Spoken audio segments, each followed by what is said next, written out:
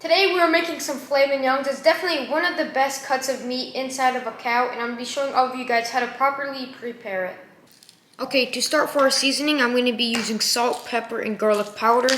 What I did a day prior to this, I let it sit overnight in my refrigerator with some salt. So what that does, it lets the salt penetrate deeply into the meat. Whenever you're seasoning steaks, you want to make sure that you season both sides, and whenever you're done seasoning both sides, you want to roll it around in all the seasonings that's left onto the cutting board. So you make sure you don't waste any, and so the sides of the steaks won't be plain. With our pans for cooking these steaks on, we're going to be using a pan-seared method, and you're going to want to use a carbon steel pan like this one or a cast iron, which will just maintain and hold the heat a little better. A high temperature oil just ensures that it will not burn when you get the crust, and that's really just what you want.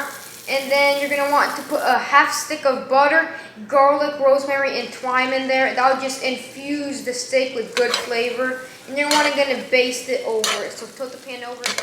After you got your sear on both sides and on the edges, you're going to want to heat up your oven to 275 degrees Fahrenheit. Steaks inside of there and on a cooling rack, so the hot air can circulate all around your steaks. Medium rare, you're going to want to get the internal temperature to 125 degrees Fahrenheit, and for a medium, you're going to do 145. And now let's see how we did, and let's cut into our meats. Okay, so we just pulled them out. This one was 145, so this is medium. This one's medium rare. And right now we'll cut into it and see how we did. Okay, this is for the medium. We'll see how we cooked it. Yeah, see, great. This one is 125, so this one should be a medium rare.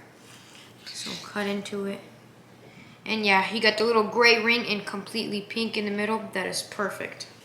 Okay, so we just got it up, cooked it up, and it looks incredible. It's crazy juicy, and it basically melts in your mouth. And so this is going to be the recipe for today's week. Let me know what you guys want me to film some shorts on, and that's basically it for today. I hope you guys liked it.